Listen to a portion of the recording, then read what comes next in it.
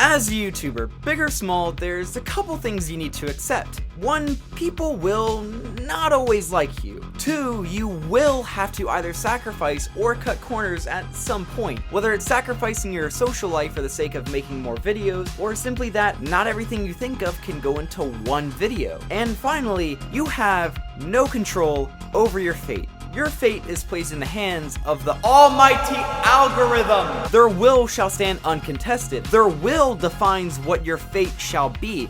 If they will it, it will. If not, it will not. A fearsome reality that your fate is in the hands of something so calculated it's random, tied with the incapability to decide or influence your outcome.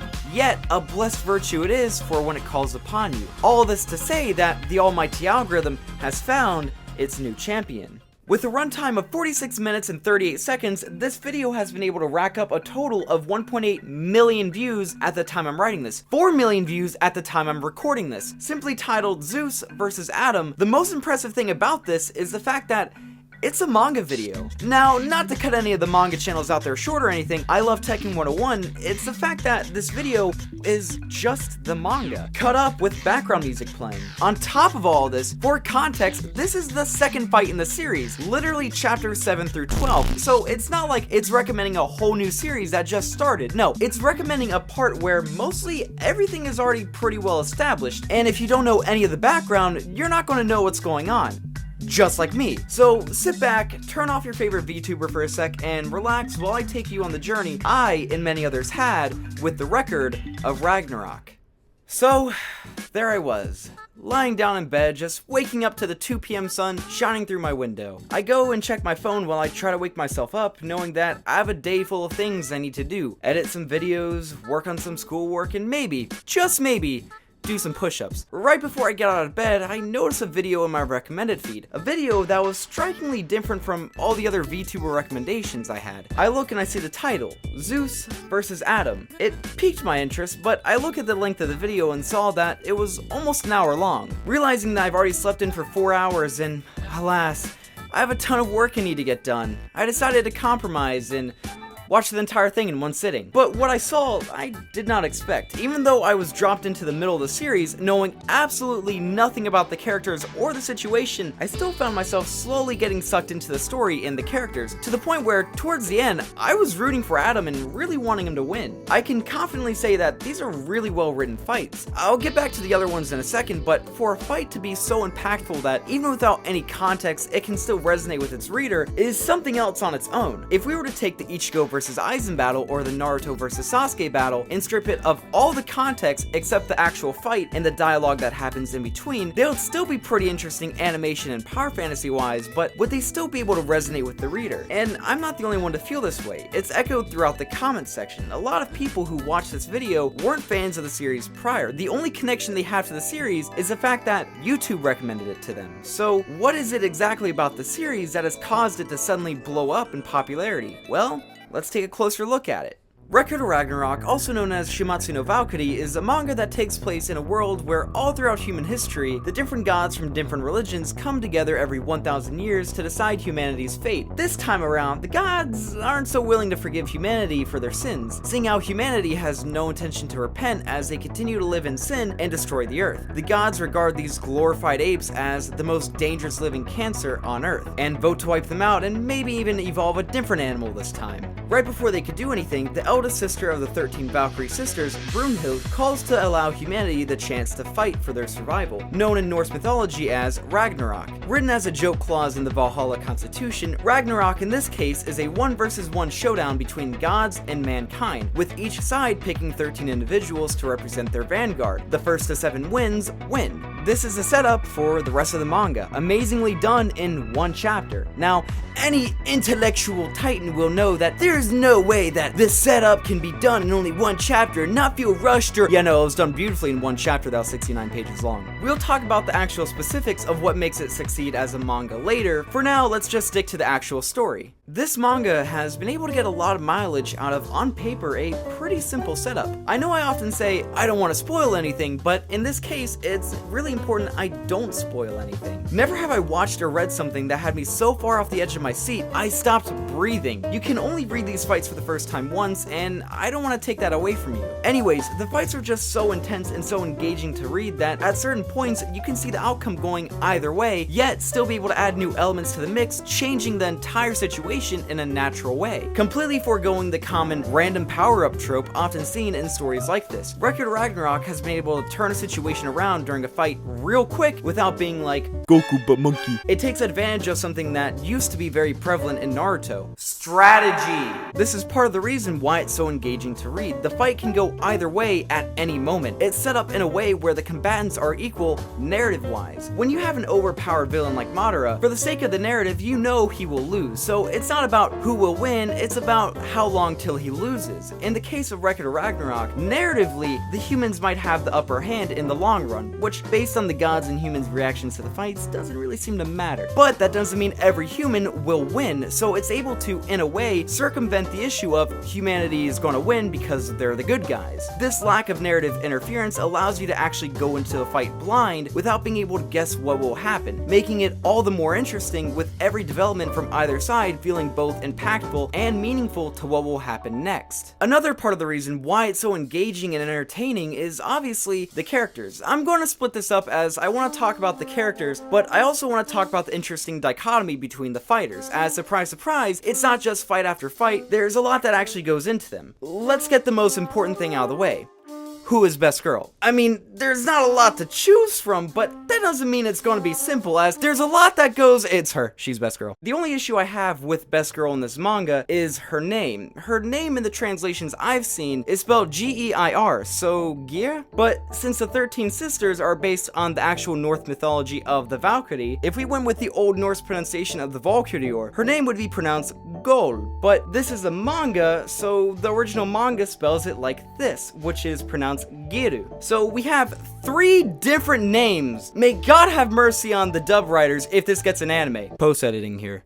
It did. So for the rest of the video, I'm going to use a Japanese pronunciation, Giru. Giru's character is actually pretty interesting, and I don't think people give enough credit to her. All that I've seen is people just calling her annoying or a crybaby, which I can understand, but I think the main reason why people just jump to that conclusion is because Giru is a little bit more nuanced. This isn't a, you guys just don't understand her argument. I bring it up because it's very valid when you take a look at the other characters. Characters like Brunhild have a very strong and eccentric personality. It's not like they're shallow or one-beat characters, it's just that their motivation and goals are a little bit more obvious. But with Geru, if we think about it in the context of what's happening, she has no goals or motivation, and I think it's for this reason why she'll play a very important role later on. She wants humanity to live, but she lives among the gods and are friends with them. But for humanity to have a chance against the gods, the Valkyrie have to become humanity's weapon. They do this by becoming a part of them. But if the human dies, so does the Valkyrie that became a part of them. So she doesn't want to kill the gods she knows and are friends with, but she also doesn't want her sisters to die. So you have this character who goes from just kinda chilling to being caught in the middle of this huge battle between the gods and humanity, where her life gets flipped upside down and loses either way. I think it's because of this, it'll be interesting to see how Geru develops as a character as the story progresses. Also, she's just really cute. I could talk in length about almost every character, but that would make this video even longer, and I haven't even gotten to the fights yet. What I will say though is Record of Ragnarok handles the story very well in between the fights. I think a lot of people can agree that most battle manga are kind of like roller coasters in the sense that during a fight it's at its peak and it's really fun, but when there's not a fight it's kinda meh. In this case though, it gives time for the reader to take a breather from the intensity of the battle they are just reading by allowing some of the characters to have some development and by allowing them to experience the fallout after either a huge upset during the battle or the celebration of a victory. Speaking of victory, why don't we actually talk about the main focal point of the series? the fights. That only took, like, what, 1,982 words? Now, there is currently a 5th fight happening, but it's not finished, and even if it was finished, the volume hasn't released yet, so that just means that there's no high quality scans of what's happening so far. So basically, I'm covering chapters 1 through 29, and with that, so far, there were 4 fights that have taken place. In the Gods Corner, we have Thor, Zeus, Poseidon, and Heracles. Not Hercules, they're the same person in story, but Hercules is the Roman version. It's Heracles in this case. And in Humanity's Corner, we have Lubu, Adam, Sasaki, Kojiro, and Jack the Ripper. Each fight offers something very unique, and that's what we're going to be talking about. If I had to quickly rank my favorite fights, it would go Adam versus Zeus, Jack the Ripper versus Heracles, Sasaki, Kojiro versus Poseidon, and then Lubu versus Thor. Even though I could probably swap Jack and Sasaki just because both those fights were equally amazing for different reasons, the actual order the fights took place in goes Lubu versus Thor was first, Adam versus Zeus was second, Sasaki Kojiro versus Poseidon was third, and Jack the Ripper versus Heracles was fourth. Now, I put the first fight as my least favorite, not because it was bad, but because there was the least amount there. However, it's probably the only fight that could go first. The fights that followed had a theme or a special dichotomy to it, where the characters were fighting for morality or survival, but with the first fight between Lubu and Thor, it felt more like watching Kenpachi Zaraki from Bleach fight someone like Thorkel from Vinland Saga, just watching two bloodthirsty powerhouses just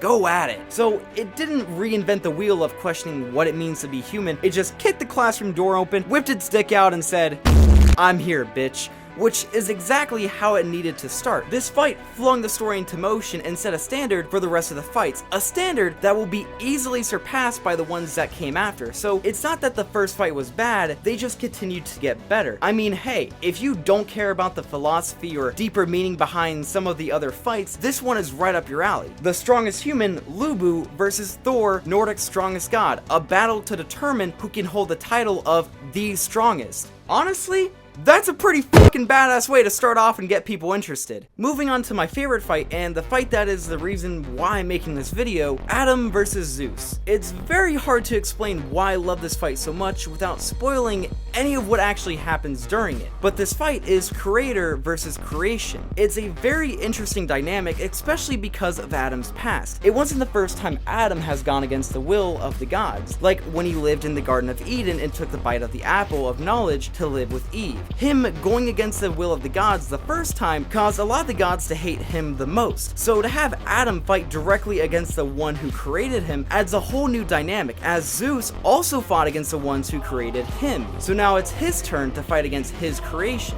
Adam is a god, but in a mortal body. He was made in the image of God. So for the image to fight against the one it's reflecting is plainly really fucking cool. I've been stuck on this line in the script because I want to add something else, but I'm hesitant just because I don't want to go into too great of a detail about what transpires, as out of anything, read this fight. I don't care if you pick up the manga or read anything prior to it, out of anything, read this part and you'll understand why exactly this is my favorite fight. When you read it, you'll understand why exactly this fight has 4 million views on YouTube, despite no one hearing about the series prior. Beyond the fight itself being cool and entertaining, the actual characters participating, the characterization that takes place, and the meaning behind this fight alone puts it on a completely different level. This actually feels like it was supposed to be the last fight in the series, and technically it was, as Zeus was supposed to go last on the roster. But when he saw that it was Adam, he made Shiva, Adam's original opponent, kneel before walking in to fight Adam himself. Like I said,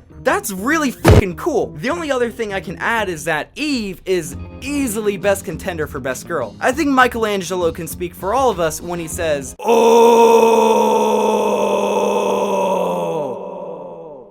Now that my self-restraints are lifted, I can go into a little bit more detail about the next two fights as they are way longer. So Sasaki Kojiro versus Poseidon gets a lot of flack for what it is. This fight is a personification of perfection versus perfected imperfection. Alliteration aside, what that means is you have absolute perfection in the guise of Poseidon, the ones people call the god of gods. He is everything a god should be. perfect. Then you have perfected imperfection, that is Sasaki Kojiro, reaching enlightenment of the blade not by defeating every opponent, but by losing every fight. He learned through his failures, and with a lifetime full of failures and the continued pursuit of the blade even after his death, he was able to become unmatched under the heavens without an opponent. This is a really good setup, giving a natural talent versus hard work kind of vibe. The issue people have is that people confuse it with using the power of friendship, because Sasaki is pretty much a mashup of all the different swordsmen and friends he trained and fought against. People point to it and say, he's using the power of friendship. No, it's him using his experiences he built up over his lifetime and beyond to fight against Poseidon, who is in stark contrast of him. Poseidon doesn't need to train, to lose, or to fight anyone to become stronger. He already is perfect. So there's this interesting chemistry between the two characters, as they're both perfect but in different ways and for different reasons. It's perfection versus perfected imperfection. Then finally we have Jack the Ripper versus Heracles, arguably one of the most interesting and morality questioning fights in the series so far. It is, in simple terms, good versus evil, justice versus injustice, a hero versus a villain, yet it's complicated as the hero is on the wrong side. You see the absolute vile acts of Jack, past and present, yet you're supposed to root for him? I'm sure everyone is familiar with the story of Heracles, so you have this hero who is an actual hero, yet rooting for him just complicates things, especially since he loves humanity and doesn't want it to be destroyed, vowing to save humanity by convincing the other gods to allow humanity to live, yet still having to fight against humanity himself. It's such a hard fight to swallow because as you go further and further along, you arrive at the conclusion, I don't want any of them to lose. You have Jack, this absolute insane psychopath that not even the humans feel happy with him representing them, versus Heracles, this hero of humanity that has already convinced the gods to not interfere with humans before. But you don't want Jack to lose because you don't want humanity to lose. But you also don't want Heracles to lose because you don't want good to lose to evil. So either way, it's not a gratifying fight because nothing good can come out of it. Geru either loses a sister or she loses a brother, and this is circling back to why she's such a good character, because this is exactly what she has to go through, and for the first time the reader is placed in her shoes. So what do you choose?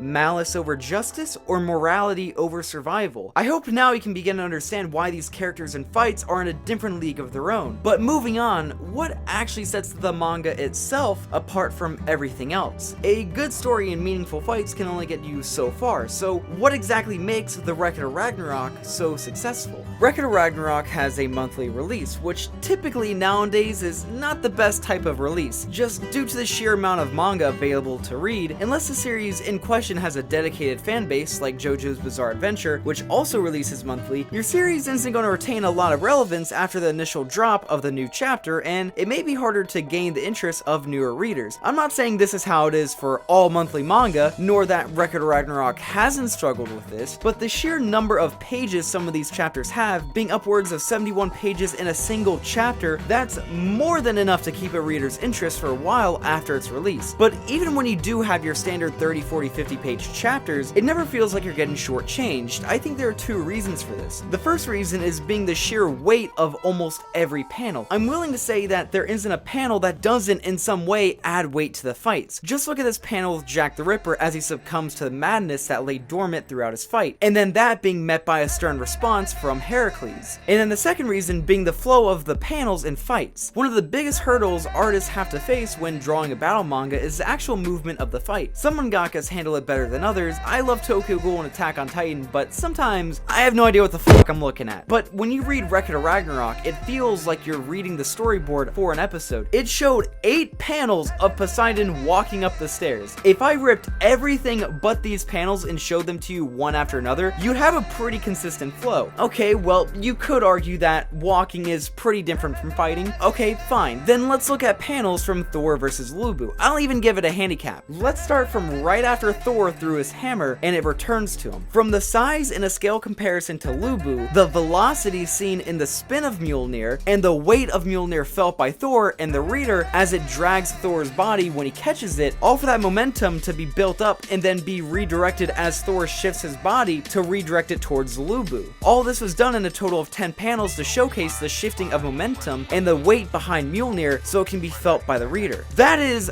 good fight choreography, and that is what makes a fight so impressive and satisfying to read. Beyond just having punches land and be felt on an emotional level, they also need to be felt on a physical level, and Record of Ragnarok has been able to balance that perfectly. I'd love to go on about this amazing manga, but as I'm about to reach the 4,000 word mark, I'm a little worried about what the editing is going to look like for this, especially since I've never edited a manga video before. Nothing like jumping into the deep end without learning how to swim first, but there are some brief things I do want to talk about real quick. The first one being the rereadability of the manga. A big issue some mangas like this face is that once you read it or once you know what's going to happen, it's not as immersive since it mostly works off a conclusion heavy narrative, where everything before it isn't as important as the ending. In Record of Ragnarok, however, when I had to go back and reread it to make this video, I actually found myself even more invested in the fight since reading it a second time presents you with a completely different perspective of what's going on. Especially in the Atom fight, all of them feel like a completely different fight when you revisit them with the context of the characters now in the back of your mind rather than learning of them as the fight goes on. Another thing is the absolute mad lads behind this manga are amazing for the reasons I listed above, and as well as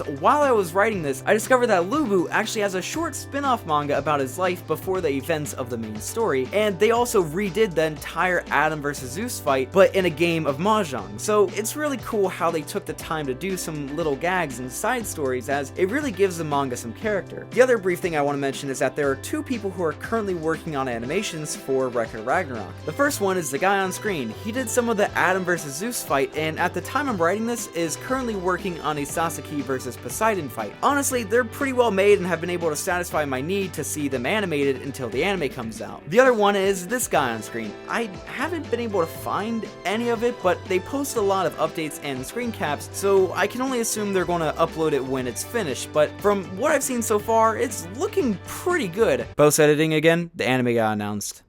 Anyways, if you made it this far, thank you so much for watching. I really hope you enjoyed. If you did, then please leave a like and maybe even subscribe if you want to see more stuff like this.